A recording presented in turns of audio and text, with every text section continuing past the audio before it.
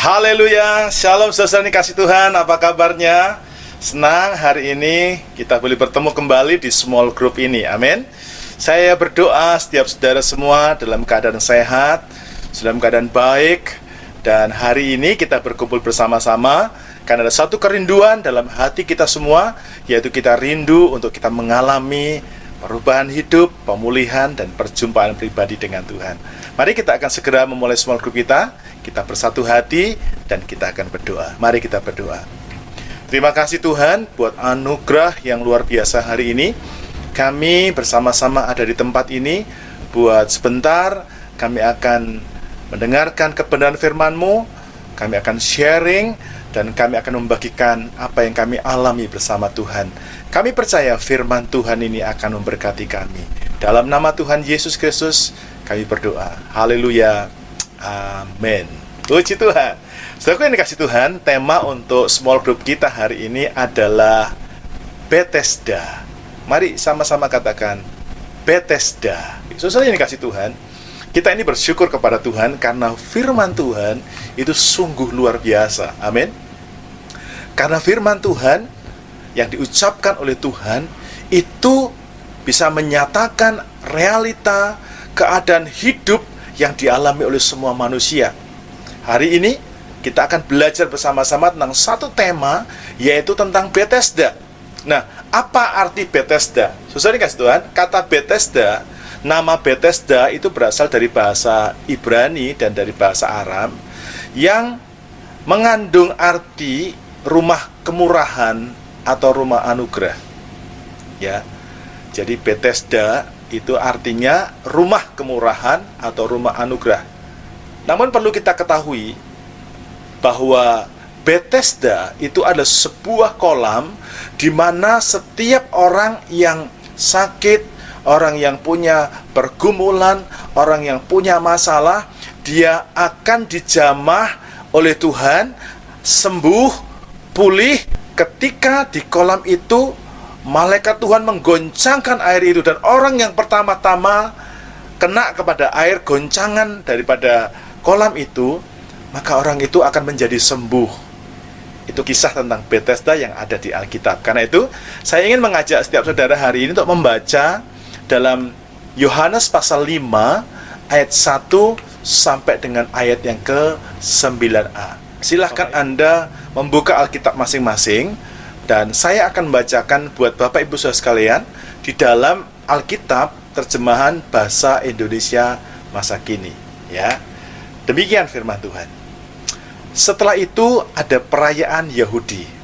Maka Yesus pergi ke Yerusalem.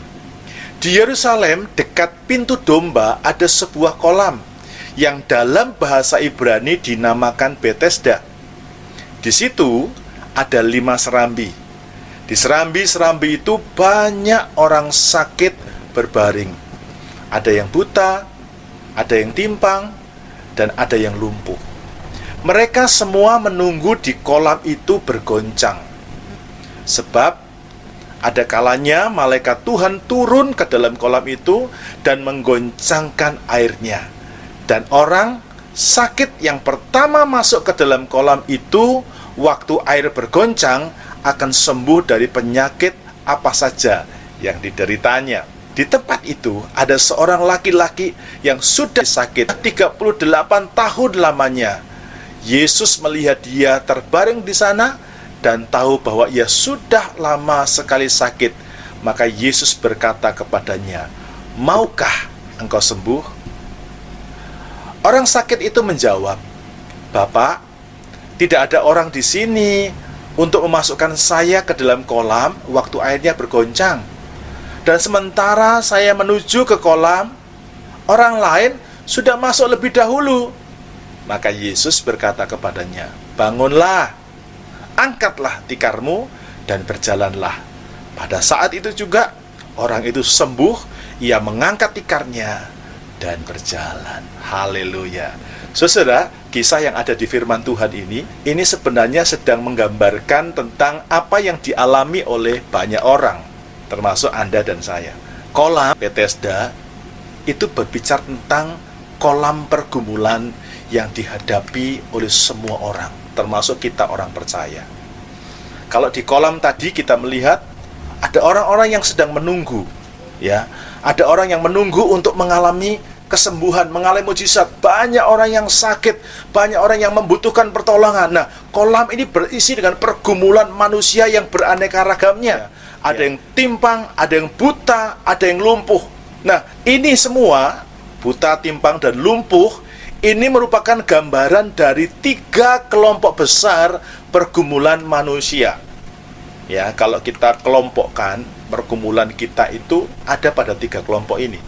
Kita buta, kita timpang, dan kita lumpuh. Ada orang buta, ada kelompok orang yang hidupnya terhambat. Ya, dia pengen maju, dia pengen berhasil, tapi dia nggak tahu karena matanya tertutup. Dia nggak tahu jalannya, dia nggak tahu harus mulai dari mana. Mungkin dia sedang menghadapi pergumulan dalam rumah tangga. Mungkin dia menghadapi pergumulan dalam keuangan. Dia bergumul dengan pekerjaannya. Mungkin dia juga mengalami pergumulan dalam masa depannya. Dia nggak tahu. Kita mesti lihat, orang buta itu nggak melihat. Orang buta itu tidak tahu apa yang terjadi di depan. Bagi seorang buta, maka semua langkahnya itu adalah gelap. Dia nggak tahu semuanya. Bahkan mungkin ada orang yang bergumul dengan karakternya. Anda mungkin bisa melihat, orang ini kayaknya masalah dengan karakternya. Dikasih tahu ngotot, diberitahu jalannya nggak mau. Bukan nggak mau, dia tidak melihat. Penyebab dari kebutaan itu banyak faktor. Bisa karena penyakit, bisa karena kutuk, bisa karena dosa, juga bisa karena satu dan lain hal. Nanti kita akan lihat sama-sama tentang bagaimana ini diaplikasikan dalam kehidupan kita. Nah, yang kedua, ada kelompok pergumulan yang kedua, yaitu kelompok orang yang timpang. Nah, orang yang timpang ini bukan lumpuh. Timpang itu artinya dia berjalan tapi mungkin salah satu kakinya kecil sebelah. Orang yang bisa jalan tapi jalannya terhambat. Ada kelompok orang yang jalan hidupnya itu tertatih-tatih. Ada orang dalam kehidupan ini, ya mungkin jika orang Kristen, mungkin dia orang yang katanya sudah percaya Tuhan, ya, tapi kelompok orang ini hidupnya selalu tertatih-tatih. Dia selalu membutuhkan orang lain. Dia selalu membutuhkan bantuan orang lain. Dia tidak bisa mandiri. Dia nggak bisa sendiri. Karena apa? Karena timpang. Karena salah satu dari kakinya kecil, atau bahkan bisa dua-duanya kecil, timpang. Dia kalau berjalan bisa, tapi tidak bisa dengan kedua kakinya. Orang yang nggak bisa mandiri selalu membutuhkan orang lain, selalu membutuhkan bantuan orang lain, dibantu lagi, dibantu lagi, dibantu lagi. Ini tipe pergumulan hidup orang yang timpang. Nah, sekarang kelompok yang ketiga, yaitu orang yang lumpuh. Ada kelompok orang-orang di hidup ini yang mungkin Anda sedang berada di situasi ini. Orang ini benar-benar tidak bisa jalan sama sekali. Saudara, mungkin sementara saya berbicara, saudara melihat ada teman, ada sahabat yang rasanya dia tidak bisa bergerak kalau nggak ada orang lain. Lumpuh. Orang ini nggak bisa ngapa-ngapain. Kalau dipikir fisiknya sehat, tapi nggak jalan. Ini lumpuh. Ekonominya lumpuh, ya. Keluarganya juga lumpuh, anak-anaknya juga, semuanya. Ya. Dan ini juga kita bisa lihat penyebab dari kelumpuhan itu bisa juga karena penyakit. Kelumpuhan bisa juga karena orang itu bawaan dari lahir. Tentu saja itu bisa karena kutuk, karena dosa, dan lain sebagainya. Ya, nah saat ini saya ingin berkata kepada Anda, apapun pergumulan Anda, Tuhan hari ini sedang ingin membawa Anda mengenal Bethesda, dan Anda akan mengalami berkat-Nya. Amin. Mungkin Anda sedang terhambat dalam penglihatan Anda untuk melihat jalan hidup Anda yang sebenarnya dirancang Tuhan begitu ajaib, sukses. Tapi Anda nggak maksimal, nggak bisa maksimal menjalani kehidupan Anda karena matamu tertutup, karena kau nggak ngelihat mana apa yang harus aku kerjakan. Atau mungkin saat ini aku sebenarnya mau untuk melayani, aku sebenarnya mau untuk upaya ini, tapi Anda nggak tahu, Anda nggak bisa melakukannya, Anda nggak bisa menjalaninya sendiri, Anda membutuhkan orang lain. Nah, ini ciri orang yang sebenarnya sedang mengalami kebutaan. Atau mungkin Anda juga ingin maju, bertumbuh maksimal, namun selalu terlambat karena Anda sedang timpang, Anda sedang mengalami kelumpuhan total. Tahukah Anda bahwa arti lain daripada Bethesda tadi artinya rumah kemurahan atau rumah anugerah. Arti Bethesda, arti lainnya adalah tempat orang-orang yang dipermalukan berkumpul. Nah, di Bethesda itu semua orang yang dipermalukan. Saya bisa bayangkan lumpuh, nggak bisa main. Anda bisa bayangkan anak kecil kumpul dengan orang timpang sesama teman. Wah, timpang, dihina-hina, saudaraku. Ya, dihina-hina, dan mereka semua kumpulnya di Bethesda. Ada lagi orang yang mungkin alami kebutaan. Ada orang yang lumpuh, nggak bisa apa-apa. Anda bisa bayangkan kalau ekonomimu lumpuh, ekonomimu timpang, ekonomi nggak berjalan, tentu saudara akan merasa malu. Karena apa? Saudara nggak punya apa-apa. Secara ekonomi Anda nggak punya apa-apa. Anda miskin, Anda mau beli ini nggak bisa, mau beli itu nggak bisa. Betul? Nah, apa solusinya, saudaraku? Anda harus kumpul di Bethesda. Bethesda itu artinya tempat orang-orang yang dipermalukan berkumpul. Mungkin dia dipermalukan karena bisnisnya hancur, karena rumah tangganya berantakan, bertahun-tahun belum punya anak, mungkin menikah. Anda mungkin merasa malu, nama baikmu mungkin juga bisa rusak. Atau mungkin sakitmu yang nggak kunjung sembuh-sembuh, dan Anda merasa malu dengan itu semuanya. Bethesda, tempat kumpulnya orang-orang yang dipermalukan. Namun ingat, arti Bethesda adalah tempat berkemurahan. Hadirnya orang-orang yang sakit, cacat, dipermalukan, itu membuat kemurahan Tuhan itu dicurahkan. Ada mujizat, ada kesembuhan, ada pertolongan, dan ada pemulihan. Amin. Kalau Anda tahu di Bethesda itu ada kemurahan Tuhan, maka sudah akan mencari Tuhan, mencari mujizat, mencari kesembuhan. Dan saya percaya orang yang mencari Bethesda, orang yang mencari kemurahan Tuhan, dia pasti akan menemukan kemurahan Tuhan. Amin. Firman Tuhan berkata, ketoklah, maka aku akan membukakan pintu. Amin. Amin. Dia berkata, ketoklah, maka pintu akan dibukakan bagi. Saya percaya kalau saudara mau datang mengetuk pintu sorga di Bethesda, Tuhan akan buka pertolongannya. Amin. Nah, sekarang pertanyaan, bagaimana cara kita mengalami mujizat di Bethesda? Ya, firman Tuhan berkata, yang pertama, kita harus mendengar kabar baik dari Tuhan. Kita baca kembali Yohanes pasal 5 ayat yang ke-6. Firman Tuhan berkata demikian. Yesus melihat dia berbaring di sana dan tahu bahwa ia sudah lama sekali sakit. Maka Yesus bertanya kepadanya, maukah engkau sembuh? Saudara ini kasih Tuhan. Satu hal yang perlu kita sadari bersama-sama adalah, seberat apapun pergumulanmu, Tuhan itu tahu. Amin. Katakan sama-sama, Tuhan itu tahu beratnya pergumulanku. 2, 3. Tuhan itu tahu beratnya pergumulanku. Amin. Lihat ini kisah yang ada di Bethesda. Tuhan Yesus melihat ada seorang pria yang terbaring di sana, dan tahu, Tuhan itu tahu orang ini sudah lama sekali sakit. Hari ini mungkin Anda merasa sakit, dan sakitmu lama. Engkau sakit karena kondisi ekonomimu, engkau sakit karena pergumulan keluargamu, engkau merasa sakit karena situasi yang sedang kau alami. Hari ini saya ingin bawa kabar baik, Pak Saudara.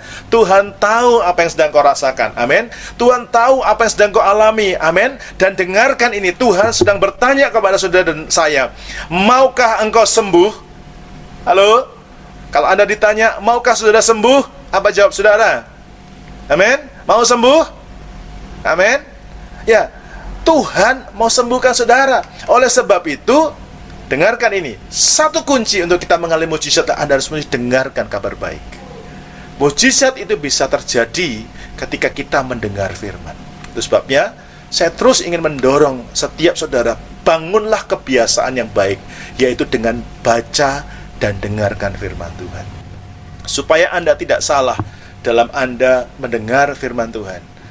Bangun satu kebiasaan untuk memutar ulang materi-materi small group kita. Atau mungkin Anda bisa membuka channel Alpha Center yang lain, dan Anda mulai dengarkan bagaimana pesan firman Tuhan yang dibagikan, yang disampaikan kepada setiap Anda. Dengarkan itu.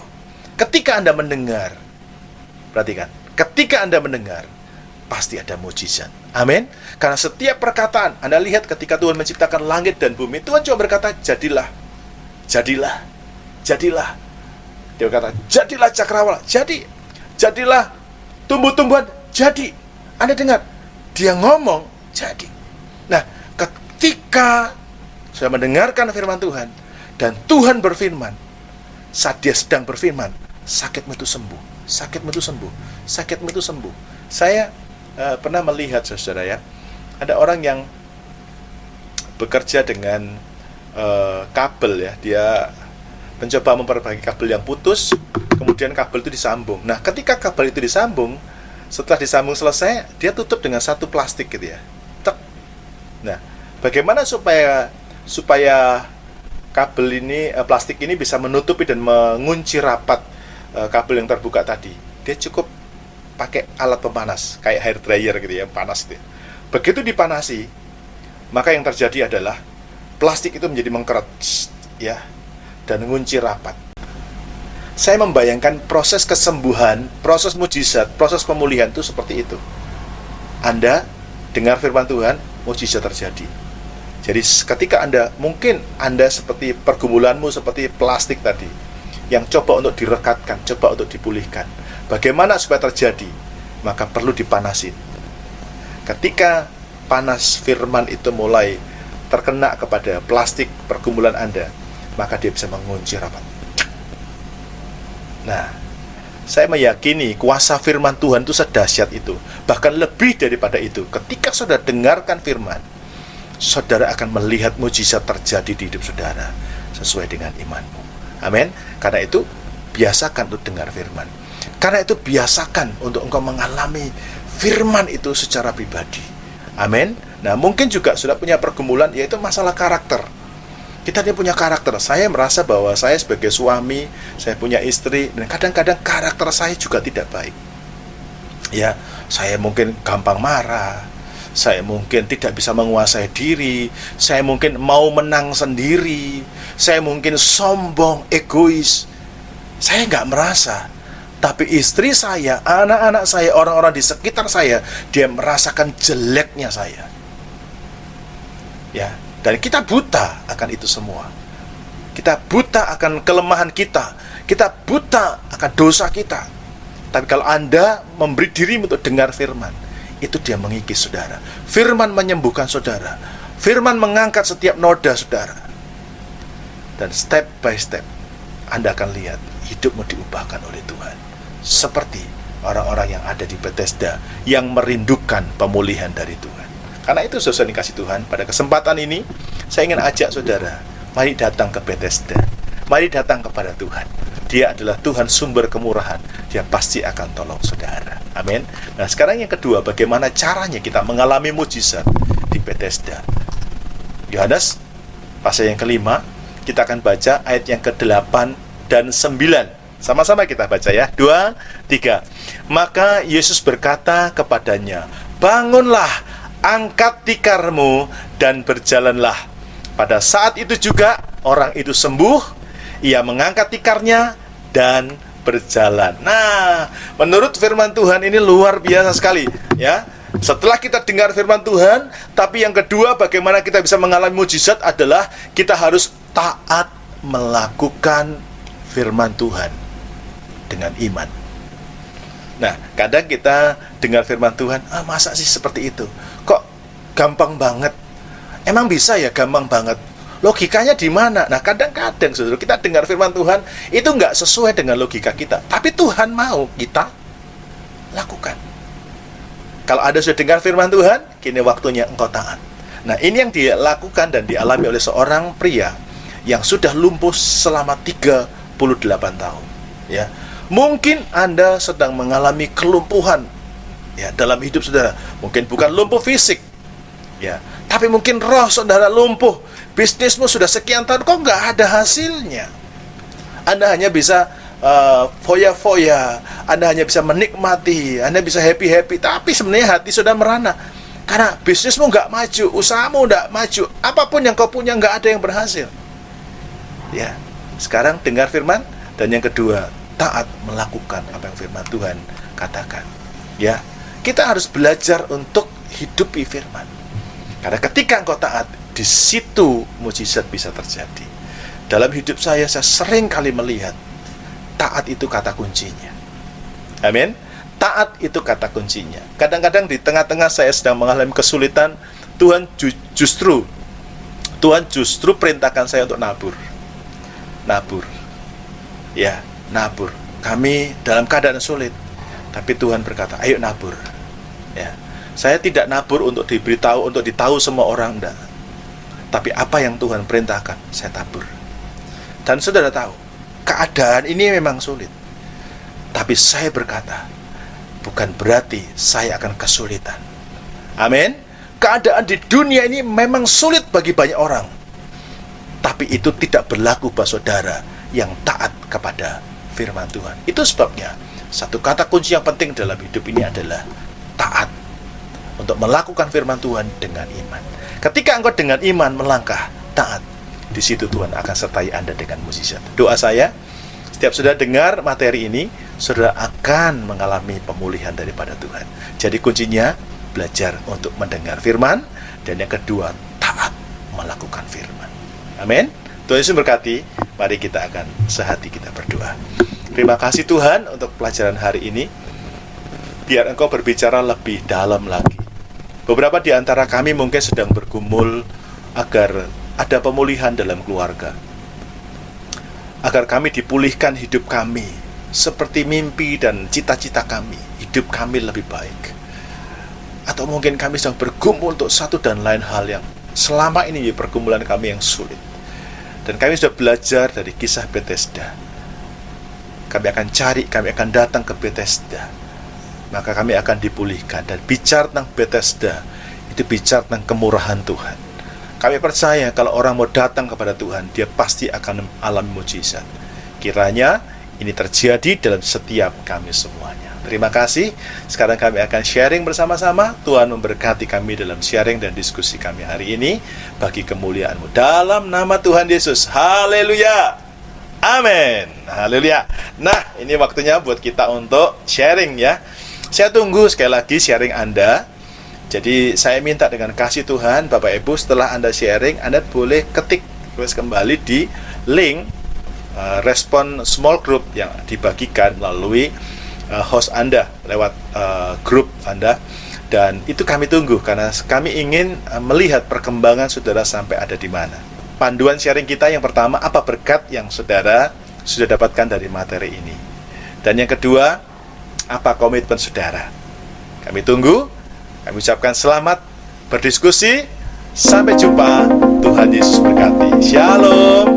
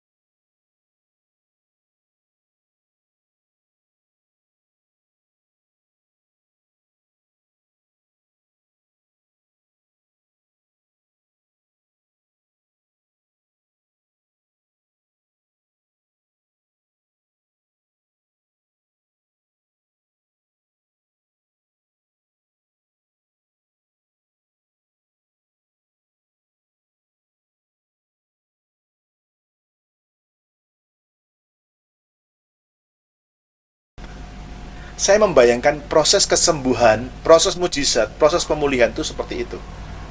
Anda dengar firman Tuhan, mujizat terjadi.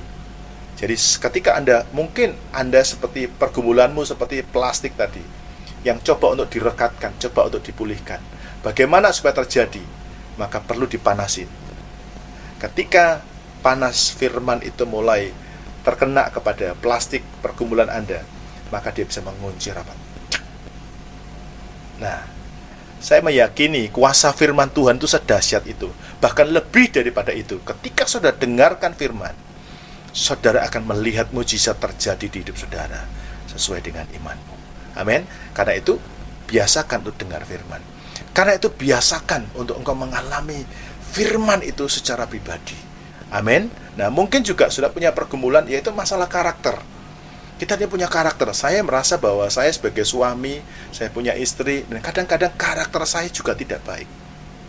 Ya, saya mungkin gampang marah, saya mungkin tidak bisa menguasai diri, saya mungkin mau menang sendiri, saya mungkin sombong, egois.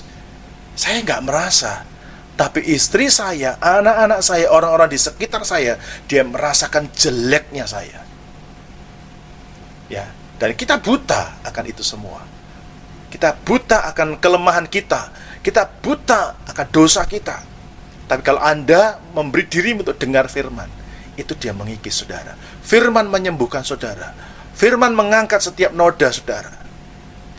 Dan step by step, Anda akan lihat hidupmu diubahkan oleh Tuhan.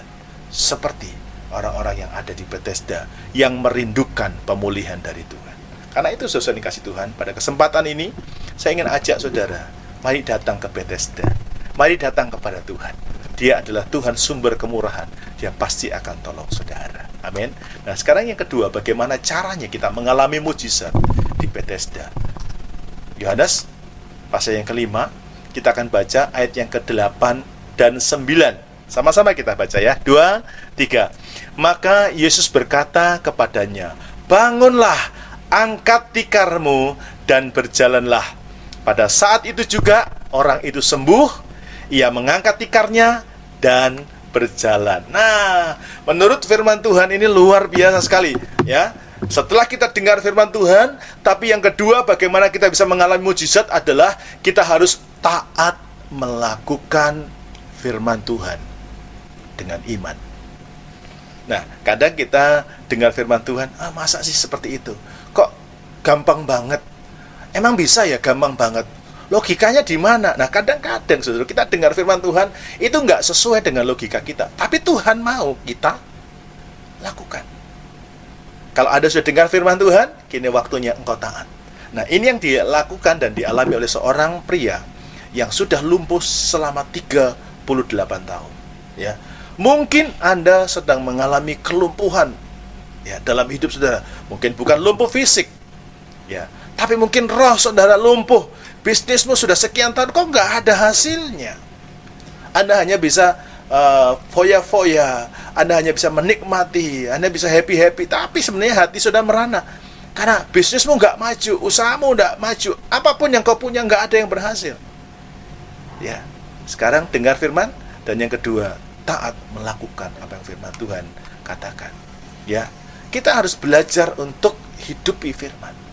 Karena ketika engkau taat, di situ mujizat bisa terjadi. Dalam hidup saya sering kali melihat taat itu kata kuncinya.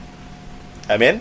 Taat itu kata kuncinya. Kadang-kadang di tengah-tengah saya sedang mengalami kesulitan, Tuhan justru perintahkan saya untuk nabur. Nabur. Ya, nabur. Kami dalam keadaan sulit, tapi Tuhan berkata, ayo nabur. Ya. Saya tidak nabur untuk diberitahu, untuk ditahu semua orang, enggak. Tapi apa yang Tuhan perintahkan, saya tabur. Dan saudara tahu, keadaan ini memang sulit. Tapi saya berkata, bukan berarti saya akan kesulitan. Amin. Keadaan di dunia ini memang sulit bagi banyak orang. Tapi itu tidak berlaku bagi saudara yang taat kepada firman Tuhan. Itu sebabnya, satu kata kunci yang penting dalam hidup ini adalah taat. Untuk melakukan firman Tuhan dengan iman. Ketika engkau dengan iman melangkah, taat, di situ Tuhan akan sertai Anda dengan mujizat. Doa saya, Setiap saudara dengar materi ini, saudara akan mengalami pemulihan daripada Tuhan. Jadi kuncinya belajar untuk mendengar firman, dan yang kedua taat melakukan firman. Amin. Tuhan Yesus berkati. Mari kita akan sehati kita berdoa. Terima kasih Tuhan untuk pelajaran hari ini. Biar Engkau berbicara lebih dalam lagi. Beberapa di antara kami mungkin sedang bergumul agar ada pemulihan dalam keluarga, agar kami dipulihkan hidup kami seperti mimpi dan cita-cita kami, hidup kami lebih baik. Atau mungkin kami sedang bergumul untuk satu dan lain hal yang selama ini pergumulan kami yang sulit. Dan kami sudah belajar dari kisah Bethesda. Kami akan cari, kami akan datang ke Bethesda, maka kami akan dipulihkan. Dan bicara tentang Bethesda, itu bicara tentang kemurahan Tuhan. Kami percaya kalau orang mau datang kepada Tuhan, dia pasti akan alami mujizat. Kiranya ini terjadi dalam setiap kami semuanya. Terima kasih. Sekarang kami akan sharing bersama-sama. Tuhan memberkati kami dalam sharing dan diskusi kami hari ini bagi kemuliaan-Mu. Dalam nama Tuhan Yesus. Haleluya. Amin. Haleluya. Nah, ini waktunya buat kita untuk sharing ya. Saya tunggu sekali lagi sharing Anda. Jadi saya minta dengan kasih Tuhan, Bapak Ibu, setelah Anda sharing, Anda boleh ketik terus kembali di link respon small group yang dibagikan melalui host Anda lewat grup Anda. Dan itu kami tunggu karena kami ingin melihat perkembangan saudara sampai ada di mana. Panduan sharing kita yang pertama, apa berkat yang saudara sudah dapatkan dari materi ini. Dan yang kedua, apa komitmen saudara. Kami tunggu. Kami ucapkan selamat berdiskusi. Sampai jumpa. Tuhan Yesus berkati. Shalom.